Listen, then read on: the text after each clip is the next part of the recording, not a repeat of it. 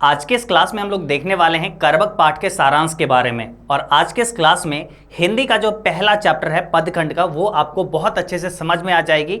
यानी पूरे के पूरे सारांश जो आपके बोर्ड परीक्षा में 5 मार्क्स का सवाल आता है, अगर आपके बोर्ड परीक्षा में कुछ इस प्रकार के अगर सवाल देखने को मिला तो आप यकीन रखो कि आपको ये अच्छे से बन जाएगा। ये सवाल का उत्तर आप बहुत अच्छे तरीके से लिख पाओगे। सवाल देखो बोर्ड परीक्षा में किस तरीके से पूछा जाता है, यानी 5 मार्क्स की तैयारी मात्र एक वीडियो से आपकी हो जाएगी, है ना। तो देखो सवाल आपके परीक्षा में कुछ इस प्रकार से पूछे जा सकते हैं, है ना। प्रश्न इस प्रकार से पूछे जा सकते हैं। सबसे पहला सवाल या तो ऐसे पूछा जाए, कर्वक पाठ का सारांश लिखे, है ना। कर्वक पाठ का सारांश लिखने को बोला जाए, है ना। नहीं तो उसी को घुमा के बोला जाए मलिक मोहम्मद जायसी द्वारा रचित कर्वक पाठ का सारांश लिखे, है ना। या फिर सवाल ऐसे पूछा जाए, या फिर हो सकता है कि ऐसे सवाल दे दे, कर्वक पाठ का केंद्रीय भाव बताइए, है ना। या फिर सवाल ऐसे हो सकता है, या नहीं तो ये तीनों में से अगर नहीं पूछेगा तो सवाल दे देगा कर्वक कविता का भावार्थ लिखे, है ना। लेकिन कुछ ऐसा ही सवाल रहेगा, अगर इन चारों में से कोई भी सवाल, है ना, या इसके इर्द गिर्द अगर कोई भी सवाल पूछा जाता है जिसमें मोटा मोटी बात यही हो कि उस पूरे पाठ के बारे में शॉर्ट में लिखना है, तो आपको कुछ इस तरीके से लिखना है। 5 मार्क्स के आपको पूरा में पूरा अच्छा मार्क्स आपको मिल जाएगा, है ना। चलो जी पढ़ना शुरू करते हैं और जानते हैं कर्वक पाठ के सारांश के बारे में। यानी कर्वक पाठ जो है पूरा चैप्टर के एक तरीके से शॉर्ट में हम लोग जानेंगे चीज़ों को, ठीक है। आ जाइए, सबसे पहले कैसे लिखना है वो देखने से पहले हम लोग थोड़ा सा ना लेखक के बारे में जान लेते हैं, ठीक है। लेखक के बारे में आपके बोर्ड परीक्षा में ऑब्जेक्टिव क्वेश्चंस पूछे जाते हैं, इसलिए थोड़ा सा इनके बारे में जान लेते हैं। तो देखो जी, कर्वक पाठ जो है ना, कर्वक पाठ जो है ना, तो इसको लिखे मलिक मोहम्मद जायसी जी, है ना। मलिक मोहम्मद जायसी जी, ये इनकी तस्वीर है। ये जो है मलिक मोहम्मद जायसी जी हैं, इन्होंने ही कर्वक पाठ को लिखे हैं, ठीक है। अगर बात करें जायसी जी का जो जन्म, इनको शॉर्ट में ना हम लोग जायसी जी कह के पुकारते हैं, ठीक है। और बुक में भी अक्सर सवाल वगैरह में भी अक्सर इनका पूरा नाम ना होके जायसी जायसी सब जगह रहेगा, ठीक है। तो कंफ्यूज नहीं होना है आप सबको, ठीक है। अब अगर बात करें इनके जन्म और इनके निधन के बारे में, ये सवाल पूछे जाते हैं अक्सर। तो इनका जन्म जो हुआ था वो हुआ था 1492 ईस्वी में। अनुमानित तिथि है ना। अनुमानित इसलिए चूंकि 1492 में आप खुद सोचो ना, उस समय ना चीज़ों को कैसे लिख वगैरह के कहाँ पे रखा जाता है ना, मतलब बोले तो सही जानकारी अभी तक नहीं है, इसलिए अनुमान लगाया गया है कि लगभग इनका जन्म 1492 में, अभी तक जितने भी सबूत मिले हैं उसके अकॉर्डिंग 1492 में इनका जन्म हुआ होगा, ठीक है। और निधन जो है 1548 में हुआ होगा, ऐसा हम लोग अनुमान लगाए हैं सारे लोग, है ना। अब देखो इनका निवास स्थान जो था वो था जायस, अमेठी, उत्तर प्रदेश, है ना। उत्तर प्रदेश के जो अमेठी है ना, वहाँ के जायस गांव में इनका जो है बेसिकली निवास स्थान था, ठीक है। ये बचपन में जहाँ तक बात करोगे भाई, शुरुआत में अगर बात करोगे तो ये जो इनका जो जीवन बीता ना, वो बचपन से ही अनाथ थे ये, है ना। माता पिता नहीं थे, अनाथ का जीवन बीता। शुरुआत में ये किसानी वगैरह किए, है ना, खेती वगैरह करके अपना जीवन यापन किया और फिर फकीरी का जीवन जीने लगे। साधु संतों के साथ ये अपना जीवन पूरा व्यतीत किए, मांग मांग के, भिक्षा वगैरह मांग के ये अपना पूरा जीवन बिताए, ठीक है। तो कुछ ऐसा रहा इनका पूरा जीवनी। अब बात करते हैं, अगर आपके बोर्ड परीक्षा में पूछा जाए कर्वक पाठ के सारांश को लिखे तो कैसे लिखोगे, है ना। चलो अब उसी का उत्तर हम लोग जानते हैं। यानी ये कुल मिला के अगर ये चारों सवाल में से कुछ भी सवाल रहता है या फिर कुछ ऐसा कि कर्वक पाठ के सारांश लिखने को बोला जाए, तो आप इस तरीके से लिखना स्टार्ट करोगे, है ना। आइए बहुत अच्छे से जानते हैं। थोड़ा सा आप कंसंट्रेट यहां पे करिएगा। अगर आप थोड़ा सा ध्यान दोगे ना तो आप यकीन रखो कि ये चैप्टर बहुत अच्छे से आपको समझ में आ जाएगी, है ना। तो आ जाओ थोड़ा सा ध्यान लगाते हैं। कर्वक पाठ की रचना मलिक मोहम्मद जायसी ने की है। सही बात है, कर्वक पाठ को कौन लिखे? इस पाठ की रचना जो है मलिक मोहम्मद जायसी जी ने की है, ठीक है। एक आंख के होने पर भी उनमें काव्य गुण है ना। मलिक मोहम्मद जायसी एक आंख के थे, ठीक है। एक आंख उनके पास नहीं था, एक आंख थे वो, ठीक है, एक आंख के थे वो, ठीक है। तब भी उनमें क्या गुण था? काव्य का गुण। वो काव्य की रचना ना बहुत अच्छे से करते थे। उनके अंदर ये बहुत अच्छा गुण था कि वो काव्य की रचना इस प्रकार से करते थे ना, मानो जैसे क्या ही, मतलब अलंकार शास्त्र जो रहता है ना वो खुद चल के आता है, इतना अच्छा वो लिखा करते हैं, ठीक है। तो मतलब एक आंख होने पर भी उनमें काव्य गुण है वो बताते हैं, ठीक है। जिसने भी उनकी काव्य सुना वह मोहित ही हो गया, है ना। जो भी ये इतनी अच्छे काव्य लिखते थे कि इनके काव्य को जो भी सुनता था ना वो मोहित हो जाता था इनके काव्य को लेके। कवि कहते हैं कि ईश्वर ने उन्हें चंद्रमा की तरह इस धरती पर उतारा है, लेकिन जैसे चंद्रमा में कमी है वैसे ही कवि में भी कमी है ना। फिर भी कवि चंद्रमा की तरह अपने काव्य की प्रकाश पूरे संसार में फैला रहे हैं। कवि क्या कहते हैं कि जिस तरह ईश्वर ने चंद्रमा में दाग दिया है, चंद्रमा में जिस प्रकार से कमी है, उसी प्रकार ईश्वर ने कवि को भी चंद्रमा की तरह उतारा है इस धरती पे। यानी उनमें आंख की कमी है ना, फिर भी वो अपने काव्य की प्रकाश जो है, काव्य की प्रकाश पूरे संसार में फैला रहे हैं, ठीक है। कवि कहते हैं कि जब तक आम में नुकीली डाव मंजरी नहीं होती है तब तक उसमें सुगंध नहीं आती है। कभी कहते हैं कि जब तक आम में मज्जर नहीं आता, आप जानते होंगे आम में जब तक मज्जर नहीं आता तब तक उसमें सुगंध नहीं आता है ना, वही बोलते हैं कि आम में जब तक मज्जर नहीं आता है, नुकीली डाव नहीं आता है ना, यानी मज्जर नहीं आता, तब तक उसमें सुगंध नहीं होता है। ठीक है, यानी कवि में भी काव्य का गुण है, इसीलिए कवि जो है एक तरीके से महान है। ठीक है, आगे देखो आगे क्या लिखेंगे। ठीक है, तो अभी तक यही मात्र हम लोग देखें। करबक पाठ को मलिक मोहम्मद जायसी जी लिखें। एक आंख के होते हुए भी उनमें काव्य का गुण है और जिसने भी उनका काव्य को सुना वो मोहित हो गया। ठीक है, जिस तरीके से चंद्रमा में कभी कहते हैं कि ईश्वर ने उन्हें चंद्रमा की तरह इस धरती पे उतारा है, जैसे चंद्रमा में कमी है वैसे कवि में भी कमी है। कवि चंद्रमा की तरह जो है अपने काव्य का प्रकाश पूरे संसार में फैला रहे हैं। ठीक है, कवि कहते हैं कि जब तक आम में नुकीली डाव यानी मंजरी नहीं होती तब तक उसमें सुगंध नहीं आता है। ठीक है, ऐसे ही आगे क्या लिखना है, आगे लिखना है कि वे एक नैन के होते हुए भी दर्पण की तरह निर्मल और स्वच्छ भाव वाले हैं, है ना। वे एक आंख के हैं, है ना, एक आंख है उनके पास, तब भी उनमें काव्य गुण है। और वो कहते हैं एक कभी एक आंख के होते हुए भी वो निर्मल और स्वच्छ भाव के हैं, है ना। जैसे आईना क्या होता है, दर्पण क्या होता है, निर्मल और स्वच्छ होता है। जैसा आप रहो ना वैसा ही वो तस्वीर दिखाएगा। ऐसे ही कवि बहुत निर्मल भाव के हैं ना, एकदम निर्मल भाव के हैं, स्वच्छ भाव वाले हैं। और उनकी इसी गुण की वजह से बड़े बड़े रूपवान लोग उनके चरण पकड़कर कुछ पाने की इच्छा लिए उनके मुख की तरफ देखा करते हैं, है ना।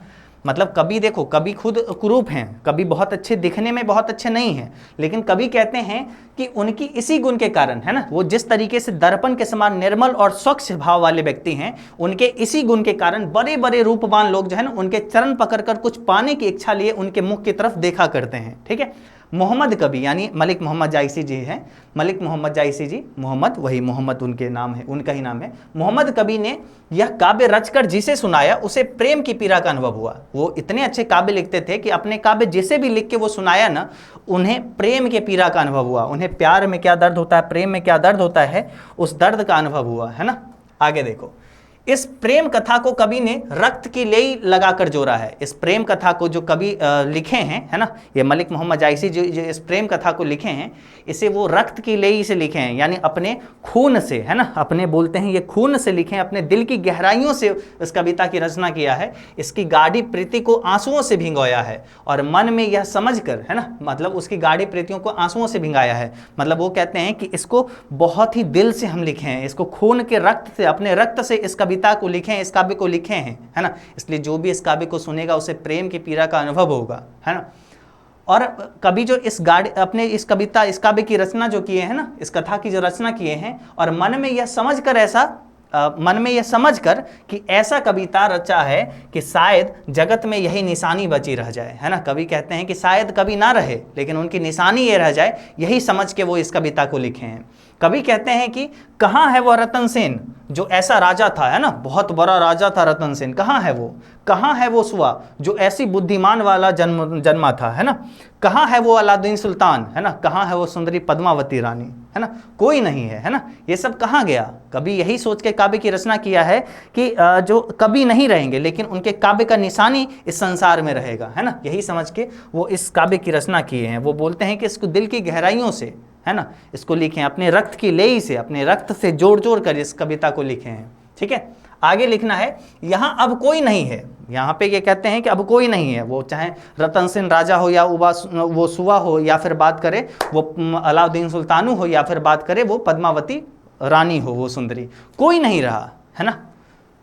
यहाँ अब कोई नहीं है बल्कि यश के रूप में कहानी रह गई, है ना। सबकी कहानी, सबकी कथा जो है बस वही रह चुका है इस दुनिया में, है ना। बस यश रह गया, है ना, यश के रूप में उसकी कहानी रह गई। जिस प्रकार से फूल झड़कर नष्ट हो जाते हैं पर उसकी खुशबू रह जाती है, कवि ये कहना चाहते हैं कि एक दिन वह भी नहीं रहेंगे पर उनकी कीर्ति सुगंध की तरह पीछे रह जाएगी, है ना। जिस पर कवि कहते हैं कि जिस प्रकार से फूल मुरझा जाता है, फूल नष्ट हो जाता है, लेकिन उसका सुगंध, उसकी खुशबू रह जाती है, ठीक उसी प्रकार एक दिन कवि भी नहीं रहेंगे लेकिन उनकी जो है कीर्ति सुगंध की तरह इस संसार में रहेगी, उनके पीछे इस संसार में रह जाएगी। कवि कहते हैं कि संसार में यश ना तो किसी ने बेचा है, जो यश, जो इज्जत प्रतिष्ठा, जो यश हम लोग जो कमाए हैं या फिर कोई भी व्यक्ति जो कमाया है, वो यश कोई ना बेच सका है और ना ही कोई उसे खरीद सका है ना। कवि कहते हैं कि जो मेरे कलेजे के खून से रचित कहानी को पढ़ेगा वो हमें 2 शब्दों में याद करेगा। इस कविता को, इस कहानी को, जो मेरे कलेजे के खून से लिखा हुआ ये कविता कहानी को अगर जो सुनेगा उसे जो है वो हमें 2 शब्दों में याद करेगा, है ना। तो मलिक मोहम्मद जायसी जी का ये कविता जो है होप सो आप सबको बहुत पसंद आया होगा, है ना। कुछ सारांश आप इसी तरीके से लिखोगे। हम आपको एक बार शॉर्ट में फिर से एक बार हम आपको दोबारा से समझा देते हैं शॉर्ट में, है ना, ताकि आपको समझ में आ जाए। हालांकि हम पूरा आपको बता दिए हैं, लेकिन अगर शॉर्ट में बोला जाए तो चलो जी स्टार्ट करते हैं। मलिक मोहम्मद जायसी जी द्वारा ये सारांश को लिखा गया है। इसमें सबसे पहले बात करते हैं, है ना, सबसे पहले हम लोग को लिखना ऐसे है कि प्रस्तुत पाठ या कर्बक पाठ जो है मलिक मोहम्मद जायसी द्वारा लिखा गया है, ठीक है। कवि जो है एक आंख के होते हुए भी उनमें काव्य के गुण है। एक आंख है उनके पास, है ना, एक आंख नहीं है, फिर भी वो उनमें काव्य गुण है ना। जिसने भी उनकी काव्य सुना है वो मोहित हो गया है, ठीक है। कवि कहते हैं ईश्वर ने उन्हें चंद्रमा की तरह इस धरती पे उतारा है। जिस प्रकार चंद्रमा में कमी है वैसे ही कवि में भी कमी है, फिर भी अपने काव्य की प्रकाश वो पूरे संसार में फैला रहे हैं, ठीक है। कवि कहते हैं कि जिस प्रकार आम में जो है नुकीली डाव यानी मंजर नहीं आता तब तक उसमें सुगंध नहीं आता है, ठीक है। वे एक नैन के होते हुए भी दर्पण के समान निर्मल और स्वच्छ हैं और उनके इसी भाव के कारण बड़े बड़े रूपवान लोग उनके चरण पकड़ के उनके मुख की तरफ देखा करते हैं कुछ पाने की दृष्टि से, है ना। और मोहम्मद कवि ने यह काव्य रचकर जिसे सुनाया है उसे प्रेम के पीड़ा का अनुभव हुआ है, ठीक है। इस प्रेम की कथा को कवि ने रक्त की लेई से जोड़ा है और गाढ़ी प्रीतियों को आंसुओं से भिगोया है और मन में यह समझकर कि ऐसा कविता रचा है कि शायद जगत में यही निशानी रह जाए उनके बाद, है ना। कवि कहते हैं कि कहाँ है वो रतन सेन राजा, कहाँ है वो सुआ जो बहुत बुद्धिमान था, बुद्धिमानी लेकर जन्मा था, कहाँ है वो अलाउद्दीन सुल्तान और कहाँ है वो रूपवती पद्मावती रानी वो सुंदरी, है ना। कहाँ है, कोई ना रहा, है ना। अब जग में कोई ना रहा, बल्कि इस संसार में बस उसका यश के रूप में कहानी रह गया। ऐसे ही कवि कहते हैं कि जैसे फूल झड़कर नष्ट हो जाता है लेकिन उसका सुगंध रह जाता है, उसका खुशबू रह जाता है, ठीक उसी प्रकार कवि कहते हैं कि एक दिन वो भी इस दुनिया में नहीं रहेंगे, इस संसार में नहीं रहेंगे, लेकिन यश के रूप में उनका खुशबू की तरह, है ना, उनकी कृति जो है खुशबू की तरह, सुगंध की तरह इस संसार में रहेगी उनके पीछे, है ना। कवि कहते हैं कि संसार में यश ना तो किसी ने बेचा है और ना ही इसे कोई खरीद सका है, ना ही कोई इसका मोल लगा सका है ना। कवि कहते हैं कि जो मेरे कलेजे के खून से रचित कहानी या कविता को पढ़ेगा वो हमें 2 शब्दों में याद करेगा। तो कुछ इस प्रकार से इनका पूरा सारांश हो गया। होप सो आप सबको मजा आया होगा। इस पूरे पार्ट का जहां तक बात करें, पूरा लाइन बाय लाइन अगर आपको पढ़ना है वो भी हम पढ़ा चुके हैं, नीचे डिस्क्रिप्शन में लिंक है। ऑब्जेक्टिव करवा चुके हैं, सब्जेक्टिव करवा चुके हैं, तो यानी पूरे के पूरे अच्छे से ये चैप्टर हम आपको यूट्यूब पे इसी चैनल पे पढ़ा चुके हैं। और अगला चैप्टर के लिए आप चैनल को सब्सक्राइब कर लीजिए, जल्दी अगला चैप्टर आएगा। ऑलरेडी हम जो है बहुत सारा पूरा गद्यखंड खत्म कर चुके हैं, पदखंड इधर स्टार्ट है ना। तो सब कुछ बहुत अच्छे से चल रही है। आप चैनल से जुड़ जाइए अगर आप सच में बहुत अच्छा अपना तैयारी करना चाहते हैं तो, और हम लोग बहुत अच्छे तैयारी करेंगे, है ना। तो चलो जी, और बाकी हम आपसे एक चीज़ बोलेंगे, अगर आप सच में बहुत बेहतरीन अगर और अच्छे से तैयारी करना चाहते हैं, है ना, अपना सारा सब्जेक्ट को अगर इसी प्रकार से पढ़ना चाहते हैं, तो मेरे जैसे और कई सारे शिक्षक हैं जो हमारे साथ जुड़ के एजुकेशन बाबा ऐप पे अपना क्लासेस लेते हैं। तो एजुकेशन बाबा ऐप आप प्ले स्टोर से डाउनलोड कर लीजिए, है ना। जो चैनल का नाम आप देख रहे हैं यही नाम आप प्ले स्टोर पर सर्च करिएगा एजुकेशन बाबा, और आपको ऐप मिलेगा। हमारा ऐप इंस्टॉल कर लीजिएगा और उस ऐप में आपको पूरा कोर्स मिल जाएगा जो आप घर बैठे कंप्लीट अच्छे तरीके से पढ़ाई कर सकते हैं। और ऐसा कोर्स है जहां से पढ़ के लाखों बच्चे अपना बोर्ड एग्जाम पास करते हैं। आपको उसके बाद कोई कोचिंग क्लास अलग से ऑफलाइन वगैरह जाने की जरूरत नहीं पड़ेगी। पूरा का पूरा आप घर बैठे अपने मोबाइल से पढ़ सकते हैं। हर एक चैप्टर टीचर लाइव पढ़ाएंगे, है ना। तो एजुकेशन बाबा ऐप इंस्टॉल कर लीजिए और वहां से भी अपना जर्नी को स्टार्ट कर सकते हैं, ठीक है। तो आज का ये क्लास आपको कैसा लगा नीचे कमेंट करके बताना है, लाइक कर लेना है, चैनल को सब्सक्राइब कर लेना है ना। और अपने जो जरूरतमंद दोस्त हैं उन सभी के पास भी इस वीडियो को पहुंचा सकते हैं। चलो जी, तो आज के इस क्लास में बस इतना ही। हम लोग मिलते हैं अगले क्लास में, तब तक के लिए बाय बाय।